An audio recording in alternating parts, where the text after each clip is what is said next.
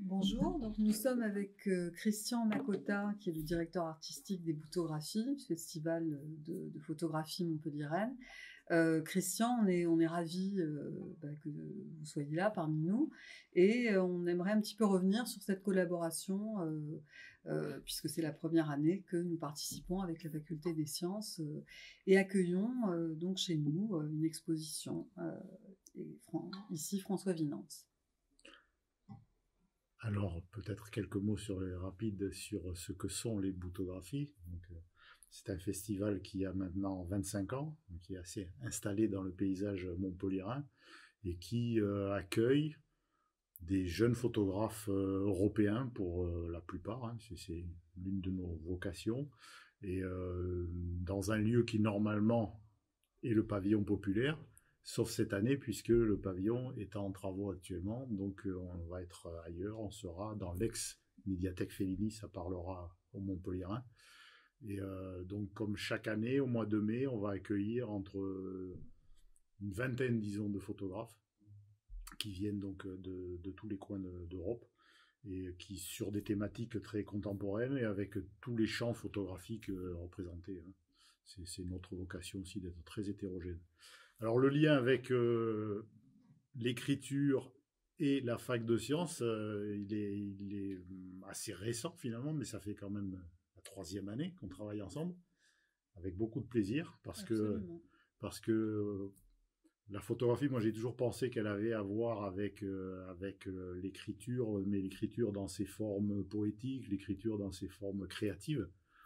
Et on a été, quand la proposition est arrivée, on est tout de suite parti sur ce projet, et qui consiste donc à proposer une exposition qui sert de support, de déclencheur, parmi d'autres fonctions, pour de l'écriture. Donc, ça nous permet de mettre aussi en contact un jeune artiste avec un public directement, et puis de créer de l'échange avec ce public. Donc, on va laisser effectivement la parole aux jeunes photographes et donc à 3 étudiants qui étaient intéressés aussi pour l'interviewer. Et ce que je peux simplement dire, c'est que ce sera ouvert au public, en fait, la journée du samedi 24 mai. Donc, on est très content puisque la Faculté des Sciences sera en fait sur le parcours des vélos boutographie. Et donc, les gens de l'extérieur pourront venir visiter l'exposition, assister à des projections de courts-métrages réalisés par les étudiants et participer à des ateliers d'écriture. Et on est très content de pouvoir cette année faire partie des lieux hors les murs des boutographies. Donc maintenant, je vais passer la parole aux étudiants du master géologie de l'exploration des réservoirs et à François Vinance, photographe. Bonjour François Vinance. Bonjour. Donc moi je m'appelle Coraline, Milena et Mathis. Et donc on a préparé plusieurs questions pour vous. Donc on va commencer par vous poser la question, est-ce que vous pouvez nous présenter votre parcours, tout simplement? Alors mon parcours, j'ai fait des études à la Cambre à Bruxelles. Donc voilà, puis durant mes études, j'ai travaillé sur les relations entre art et sciences, que ce soit la question aussi de l'œuvre d'art comme une donnée scientifique, ou comment exploiter les données scientifiques. Et voilà, et par la suite, je me suis concentré dans les questionnements sur le système climatique sur un arboretum qui s'appelle l'arboretum de Tain-en-Fagne, qui est un arboretum expérimental où j'ai travaillé pendant plusieurs années sur les interactions entre biosphère et atmosphère. Donc, qui a été la base en fait des recherches sur le système climatique. Et du coup, au cours de votre parcours artistique, du coup, qu'est-ce qui vous a donné l'envie de vous intéresser plus au côté scientifique, on va dire, du coup, pour vos œuvres d'art? Il y a deux choses, peut-être. D'une part, c'est la question de l'objectivité. Par rapport donc à des courants artistiques qui m'intéressent énormément, sur le réalisme, l'objectivité ou l'hyperréalisme, côté de ça, du coup, j'ai étudié tout ce qui était les planches botaniques, qui représentaient en fait la temporalité de la plante. C'était la dimension qui m'intéressait, c'est que la plante était représentée à travers toute cette temporalité. Pourquoi? Qu'est-ce qui vous a intéressé là-dedans par rapport à d'autres branches? C'était une approche qui permettait aussi de poursuivre l'expérience de l'environnement. Ok. Donc du coup, moi, j'ai d'abord une première approche qui va être d'aller par moi-même faire l'expérience, donc d'organiser des voyages, des missions aussi qu'on peut parler à travers les différentes sphères, donc que ce soit donc de cibler des environnements en biosphère, en atmosphère, en cryosphère, et d'aller explorer en fait dans un premier contact, directement faire le contact des phénomènes naturels, donc des structures. Ça, c'est ce qui m'a conduit du coup à tout un tas de voyages. Et le point de départ était du coup au sujet de la biosphère, cette forêt, qui était un espace entièrement artificiel de conifères. Du coup, voilà, c'était la première chose. Ok. J'aimerais vous demander, du coup, est-ce que c'est la première fois que vous exposez auprès d'un public scientifique comme ici, à la Faculté des sciences de Montpellier? Oui, je pense. Oui. Et du coup, qu'est-ce que ça vous fait?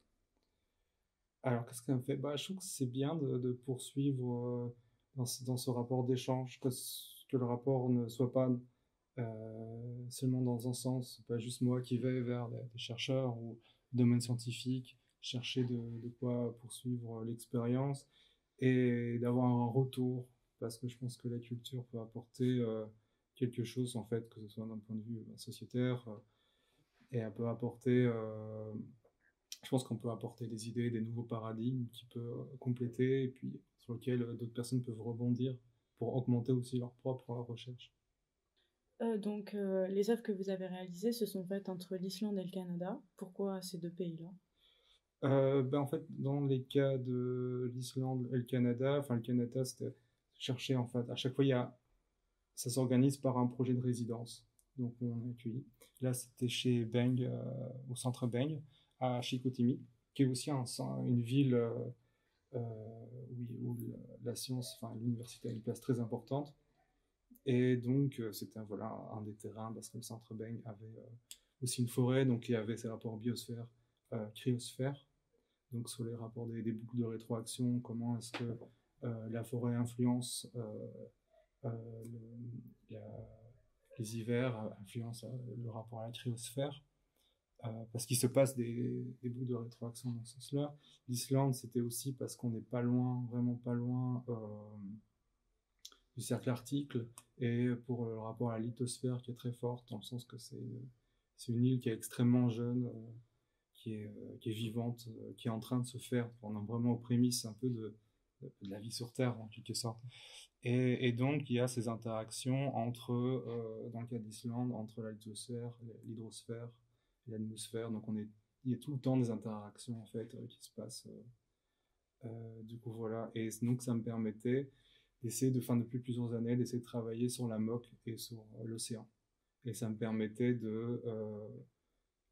d'aborder les choses sur un rapport à l'environnement, rapport à l'horizon.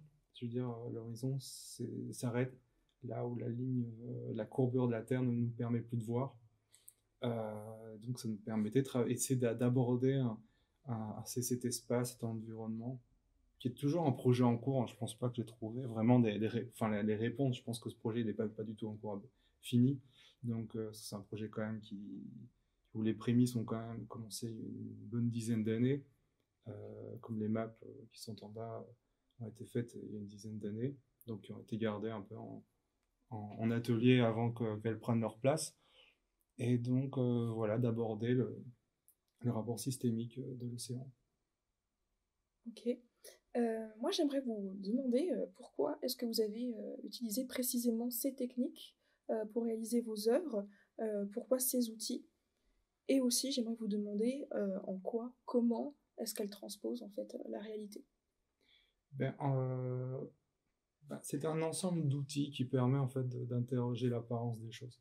Parce que par exemple, vous pouvez prendre toujours un objet naturel, il a son image, sa densité, mais aussi sa formule mathématique. Donc on est déjà dans deux rapports, deux images différentes qui renvoient la même chose, mais qui ont du coup peut-être des sens différents qui envoient faire d'autres choses. Donc en fait, finalement, l'apparence des choses n'est qu'une partie du sujet. Et du coup, c'est ce qui me permet du coup d'aborder l'apparence, les différentes apparences, et aussi de chercher à représenter les choses dans leur temporalité. Comme je parlais tout à l'heure simplement de la planche botanique qui représente la temporalité du début à la fin de la plante. Donc, quelle est la temporalité d'une chose, par exemple, il y a une temporalité qui est un peu plus proche de la nôtre, c'est quoi, de la nôtre, c'est quoi la révolution. Par exemple, la Lune, elle fait une révolution le temps qu'elle revient à son point de départ. Donc, ces rapports de temporalité-là, des temporalités qu'on va percevoir, d'autres qu'on ne percevront pas, et puis, voilà, il y a vraiment des échelles de temporalité. C'est vraiment la nôtre, humaine, météorologique. Après, il y a climatique, plus ou moins sur une tranche de 30 ans, puis il y a géologique, qui je crois sur plus ou moins une échelle de 60 ans, le temps que de la roche peuvent se former, par exemple. Et là, on commence à voir, par exemple, là maintenant, c'est les premières roches à base de plastique. Donc, on est déjà dans des rapports d'échelle. Donc, voilà. Et ça me permet de travailler sur les différentes approches, différentes apparences, et tout en essayant d'aborder la temporalité des choses. Donc, vous nous avez dit tout à l'heure que le projet n'était pas totalement terminé, mais vous avez travaillé donc sur l'interaction entre la biosphère et l'atmosphère, et maintenant sur l'atmosphère et les océans. Est-ce que vous avez un projet artistique que vous envisagez, ou continuer dans cette lancée? Toujours dans cette lancée, je pense, parce que on n'a toujours pas fait on ne fera pas le tour. Donc, et que ce qui est important, c'est d'essayer de travailler sur ce qu'il y a entre les choses. Donc, qu'est-ce qui est systémique, et ne pas être dans un rapport technologique des choses par rapport à l'actualité environnementale. Donc, de cerner, parce que pour sortir une chose de son contexte, elle ne pourra pas exister, ou elle a besoin des interactions et des équilibres. Et pour terminer ce podcast, si les gens devaient retenir une seule chose de votre exposition, qu'est-ce que vous souhaiteriez que c'est? Quel message voudriez-vous véhiculer? Alors ça, c'est une bonne question. Je n'en sais rien. Qu'ils se fassent leur propre idée, leur propre expérience, qui s'approprient les choses, et qui, je sais pas, enfin les réponses sont... Les réponses sont multiples, ouais, j'imagine. Ouais, c'est tout à fait. Très bien. Merci beaucoup, François Vinanti. Merci beaucoup. Merci. Merci. Merci beaucoup. Merci. Merci à vous.